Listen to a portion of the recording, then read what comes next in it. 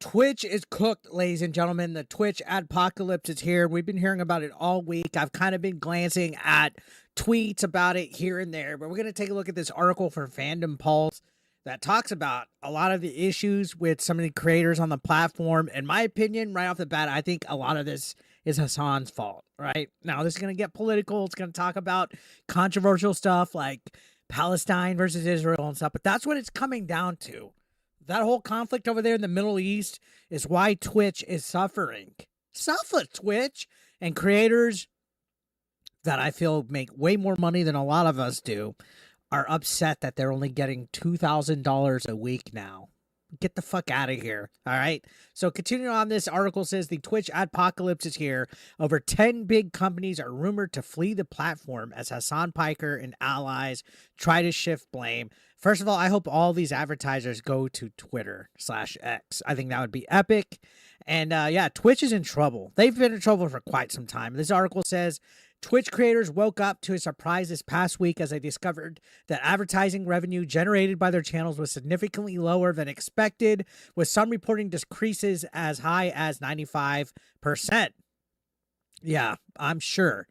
Now, it's been revealed by Richard Lewis that more than 10 companies have opted out of advertising on Twitch, dealing a major blow to the platform, and CEO Dan Clancy himself in hot water over perceived favoritism in his handling of Hasan Piker's comments and frequent rule breaking. On top of that, the CEO is a fucking gooner. He was exposed for like literally looking at Twitch hot tub streamers and like bikini girls and stuff like that. But they absolutely play favoritism towards left-leaning individuals like Hasan. They've always have. And ASMR girls that are very sexualized. They've always played favorites, guys.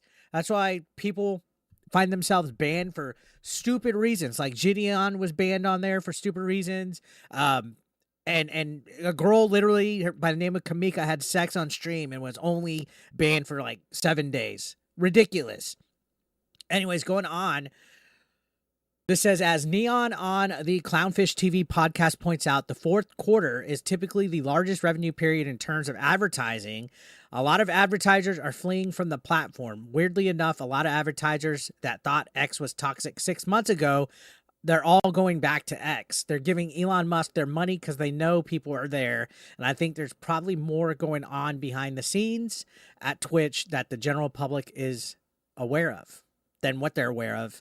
And that they cannot see Amazon keeping this alive much longer. So, again, like I mentioned, they're all going back to X because X literally, since the election day, has had record usage. Even with all the little wokies crying and going to Blue Sky and droves, they're all still coming back because X is where it's at. X is like the most successful platform. Now, this goes on to say Twitch has largely become a platform where the politically connected are able to skirt the rules and do whatever they want without punishment from the platform. As Grums points out on X, DenimsTV placed a $30,000 bounty on him, and Twitch's response was to ignore it. Denims, Hasan Abi, and crew say even more extreme things. Twitch does nothing. We covered that with Denims, where she literally was like putting a price on his head. She literally did it. And it was outrageous to even see that. She's a vile human fucking being. I cannot stand her. And I made my video about her quite a bit ago. Shows the double standard that these people have over video games, over opinion, over freedom of speech. Of course, Twitch ignores the problems because, again, Denims is a cute girl and the CEO is a gooner. It's been exposed. Now, Twitch has been ignoring the problem of its well-connected creators blatantly violating TOS. Again, if I was to go on Twitch and say something like, oh, you're ugly and fat, they'd probably ban me like that, right? But they've had a clear favoritism towards certain creators for so long that eventually, in this article says it right here, it was inevitable that one or more of them would go too far. So Twitch has now been forced to change its policy on handling political content in the wake of numerous controversies surrounding Hasan Piker and his political allies on the platform. Which, good. About fucking time. It's so weird that if you're left-leaning, you're allowed to say whatever you want with no consequence at all. And it's always been that way. Like the last, 8 years, you have this witch hunt, this cancel culture mob. And now that Trump won once again, it feels like everything's opening up. and it's becoming equal, and the left cannot stand it. That's why they're going to Blue Sky. That's why they're trying to report people. That's why they're just losing their collective fucking minds. Now, this says, in addition to bringing a horde Thai terrorist on stream for an interview and playing terrorist propaganda live, Hasan Piker has claimed that the U.S. deserved 9/11. Remember that? And a discussion with U.S. House Representative AOC blamed former and soon-to-be President Donald Trump for the terrorist attack in southern Israel last year that kicked off the Israel-Gaza war. Earlier this year, Twitch CEO saying happy birthday to Hasan alongside other members of the Twitch staff. So clearly, he was given several opportunities to go even further than what anybody else would be allowed. Can you imagine if a right-winger did any of this, like on the opposite end of the spectrum? The left would lose their fucking mind. But bringing terrorists on, putting propaganda, having favoritism with the CEO, it's obvious. It's obvious. And all this is brought onto him because advertisers suddenly are opening their eyes and seeing that this isn't good. And that's great. Kudos to all these advertisers. Now, Hasan, whose rise into the public consciousness can be traced back to being promoted on the Young Turks by his uncle. I didn't even know his uncle was that Sync guy. Has used nepotism and apparent favoritism to skirt bans for activities and statements that would have seen other creators immediately suspended from the platform. Some believe the platform has taken a side by seemingly protecting the left-wing media darling. But don't tell people like Alyssa Mercante who are just wet for Hasan. It seems like the liberal media has always tried to protect their ilk, and they go above and beyond to try to protect Hasan on Kotaku on a fucking near daily basis. He could do no wrong. Now, this is while many others involved in the debate over the Israel-Gaza war received suspensions, with Osmond Gold serving a temporary ban on his unmonetized Zach Rar channel, and Frogan receiving a month-long ban on October 21st, Hasan Piker is yet to receive a suspension, be penalized, or otherwise punished for his comments and blatant terms of service violations in the same time frame. Which Osmond Gold, we all know that. He had his thoughts on Palestine and the culture and all that, which got him banned. Frogan literally said she hopes every American soldier gets PTSD. Like, she was super fucking hateful towards Americans.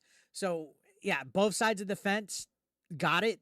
And that's what it should be. If you're going to fucking do stuff, it should be for everybody. But why is Hasan skirting on it? So this goes on to say, Osmond Gold was suspended for 14 days on Twitch for his statements on Hamas and Palestine, referring to the Palestinians as coming from an inferior culture and justifying Israel's invasion and subsequent use of military force by claiming he's not going to cry a fucking river when people who have genocide baked into their laws are getting genocided.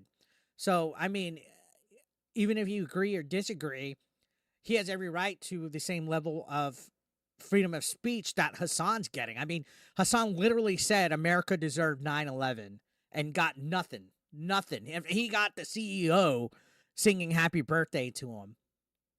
Like, how can anybody literally sit here and call Osmond Gold a piece of shit for using his free speech, but Hasan could get away with everything on that one side? It should be everybody, right? Everybody should be held to the same accountability. Or just don't fuck around with it and let people say what they want. Anyways, going on, they said this did not stop Hasan from blaming Osmond Gold for the Twitch apocalypse. Wow. Pot calling the kettle black. So his quote was, when Osmond Gold's making threats like this is the result, okay? When you partner up with cynical fucking assholes who just simply want to see the fucking world burn. Of course, Hasan fucking can't do no fucking wrong in his eyes. He's a fucking entitled fucking prick. Osmond Gold responded by saying that everyone's to blame, saying you're defending something that is unreasonable, and I think the current ad situation on Twitch is a result of a lot of hand-waving, a lot of intellectual dishonesty that I think people have just become tired of, and now you see people bringing it up all the time because there's nothing else they can do. I fucking agree. I'm fucking tired of people spewing fucking bullshit nonsense like Hasan and putting propaganda up and trying to be part of this liberal media that paints false narratives and stuff. Good on Osmond Gold for speaking up. I think that took a lot of courage. I think his apology was kind of cowardly though, but good on him. Now, he did put a post on X following up with this, saying the Twitch Adpocalypse situation is a result of years of preferential treatment and selective moderation reaching a boiling point in the community. Twitch are the ones who set the tone and rules for the website, and in turn are the ones responsible for this happening. Exactly. And they weren't enforcing the rules on both ends. They weren't enforcing the rules on both ends at all. So fuck Twitch. Now this goes on to say other creators like Zach Boosie compiled a thread of Twitch creators complaining about the massive decrease in advertising revenue. And in a clip posted by Boosie, the Stock Guy TV, they complained that he saw a decrease in advertising revenue of 95%, saying, I make about $8,000 a month on average, and sometimes 9, right? So it's about 40-50% of my income. I'm averaging 15 in ad revenue, 15 fucking dollars. God, sounds entitled, right? That would be nice. That'd be nice to get ad revenue. I don't think there's any type of fucking proof that he's lost that much. If you're getting $8,000 a month on average, get the fuck out of here, dude. Get out of here. Your ad revenue didn't drop that much. Now, Twitch creator and FaZe Clan member Lacey went into a viral meltdown rant, which I didn't see this, about the decrease in his advertising revenue, saying his ad revenue went down from 10,000 plus at some points a day to now 2,000 a day. Oh, poor me. You know, I would love to have 100 a day, $100 a day. So from someone who is making upwards of 5 figures a day, not only making 2,000 a day off ad revenue, something's wrong. Something's going on where my ad revenue is not correct and it's not what it should be. If I want to make 2,000 a day, I'll go fucking be a mailman. Wow. Let's see if we can see this rant. Let's see if we can pull that up. Now, according to PayScale, the average postal worker in the U.S. makes about $65,000 a year. What an entitled little fat fuck. Well, let's see if we can see this. Yeah, let's watch this. I go and check my ad revenue, and yeah, I'm not getting ad revenue. I'm not getting the correct ad revenue. Now, these are guys who've never had a real job before. These are this new generation of like, what are they? The Zoomers or the skibbity toilet type of fucking Gen Xers or Gen Zers or the Zoomers. These guys never had to work a fucking real job in their fucking life. They're young retards that got rich and famous. Like Myron Gaines says it right here. Zero concept of how good they have it. Right? the issue with this is I don't even have tags in my name. I don't talk about politics. I don't do anything. And my ad revenue went from $10,000 plus at some points. I can't stand this new generation of guys that are like wannabe Jersey Shore. Like I thought that whole concept of Jersey Shore wannabes left like a decade ago. Per day to now like $2,000 a day. So from someone who was making upwards of 5 figures a day, now only making $2,000 a day off ad revenue, something's wrong. Something's going on where my ad revenue is not correct and it's not what it should be. If I want to make $2,000 a day, I'll go be a fucking mailman, okay? What an entitled little prick. Fuck that guy. So anyways, this goes on to say Richard Lewis on Substack broke the news that 11 significant companies have seized advertising on Twitch in the wake of the political controversy. According to sources familiar with the business dealings of Twitch, a number of significant companies have paused their advertising spending with the streaming platform. The meetings were said to come as a direct result of allegations of anti-Semitism and fear representatives of the concerned companies, Twitch executives, and Amazon executives. The companies were upset by Twitch's apparent handling of the meeting, with some telling Lewis that they believe Twitch deliberately attempted to downplay the situation and that even executives of parent company Amazon were alarmed by Dan Clancy's lack of seriousness on the matter. I mean, honestly, Twitch has always been a joke, especially this newest CEO. And they don't know how to handle the corporate world. They got Amazon running them, but they've shown they don't know how to handle the corporate world. They don't know how to remove bias. They don't know how to make actual terms of service that are applicable to everybody. They're always going to have a bias that leans towards the left, and it's been exposed like that. They don't believe in actual free speech. Honestly, the best thing that could happen is if Elon Musk buys Twitch. He did it to Twitter, which Twitter was very left-leaning. Twitter literally fucking censored a president of the United States for years. The best thing that could happen is if X buys Twitch and he just rebrands it and makes all the policies brand new over Twitch and just does what he did to Twitter with Twitch. That would be the best thing that could happen. So this is of the 11 companies Chevron was named specifically in the report. Lewis alleges that Chevron was specifically incensed by a panel at TwitchCon in September where members of the panel ranked other Twitch creators in what is being called a racial tier list, with the top being Arab and the lowest list being labeled Loves Sabra, a brand of hummus owned jointly by PepsiCo and Israeli company Strauss Group. Chevron's logo could be seen prominently as an advertiser in the background of the panel following the Osmond Gold and Hasan Piker debate over the Israel-Gaza war and the increased scrutiny of Twitch. All members of the panel, including Frogan, would receive a suspension from the platform. Journalists rushed to the defense of the panel, including Serial Internet Locale, Alyssa Mercante. I love that they refer to her as Serial Internet Locale. But yeah, here's the panel, and literally every single one of these people except Hasan have received a punishment since then. Good. Fucking good. Especially Frogan. She's insufferable.